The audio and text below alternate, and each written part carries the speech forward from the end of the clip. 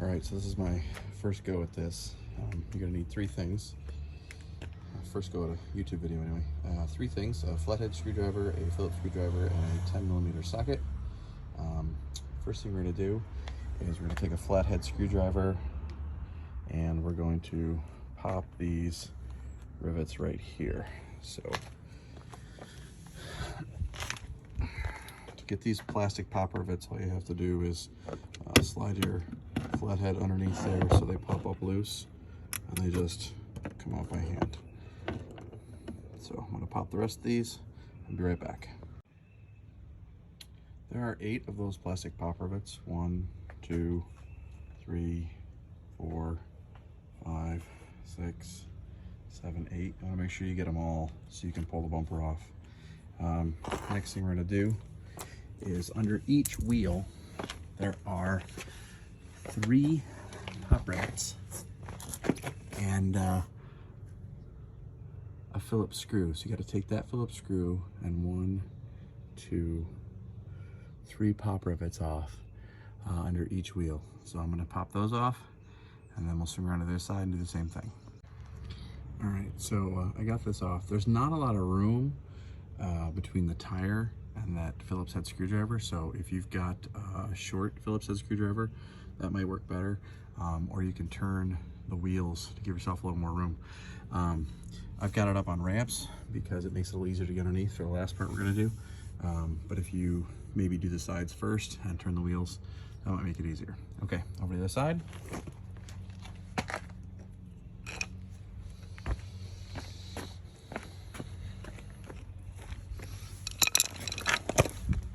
And you can see same thing. You've got 1, 2, 3 pop rivets and that Phillips head screwdriver right there. So we're gonna pop those off. Okay, for this last part, we've got to get under the vehicle.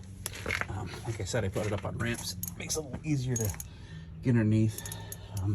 But basically, you've got a bunch of 10mm bolts holding the bottom of the bumper onto the undercarriage here. So we're gonna pop, looks like 1, 2, 3, 4, 5, 6, 7. Looks like there's 8 of them all together that hold it on. So we'll get in there and we'll take those off and be back in a minute.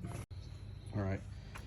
So now this part's the part that always makes me a little nervous because it's just plastic pieces holding it together. But basically what you do is you grab one of the wheel well and pull along this seam here. And it should separate. So give me just 1 second. So you can see that comes out there. Now if you look carefully, the headlight stays in place and the grill comes out around it. So this piece is actually also going to come out. Now this piece here is a little bit tricky.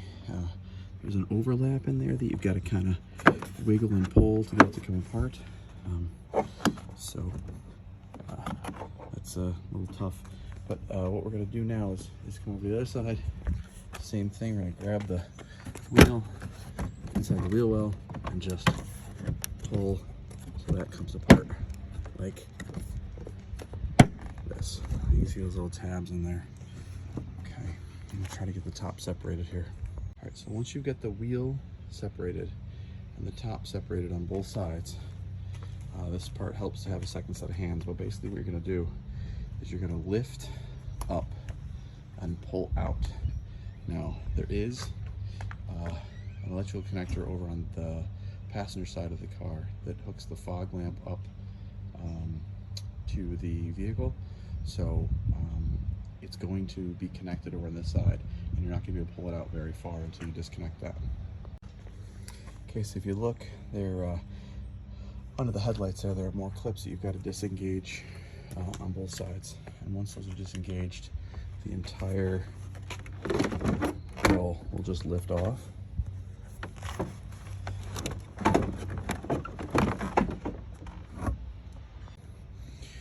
So there we go, it's off. This is the gray clip I was talking about right here. I'm going to take you over to the bumper and show you where that connects over here.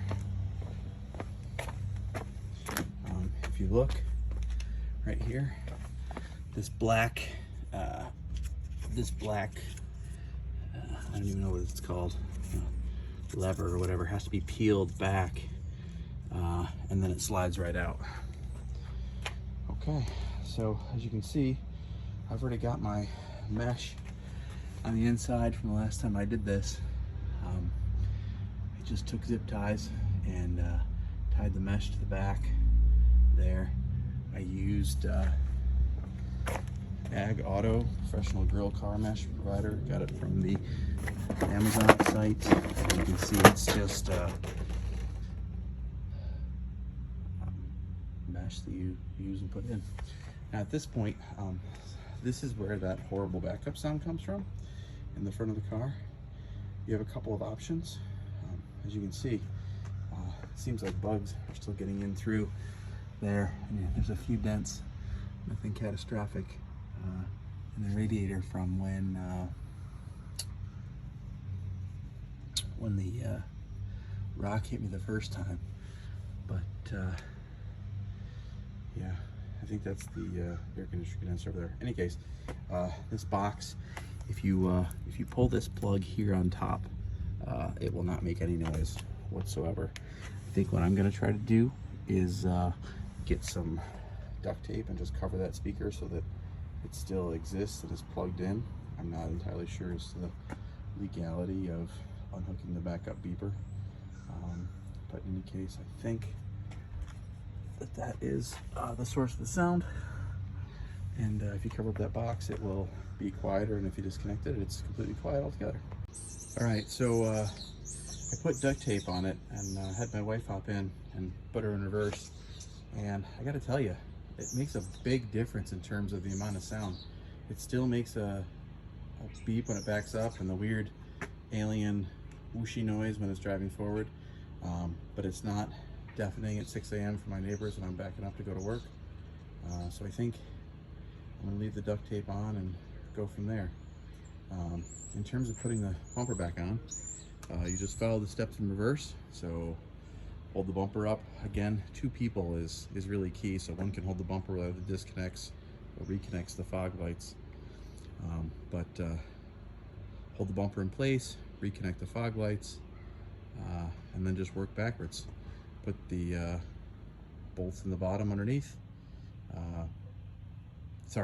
Snap the plastic pieces in around the headlights first, then bolt in the bottom, then get the wheels, and last snap them back in on top.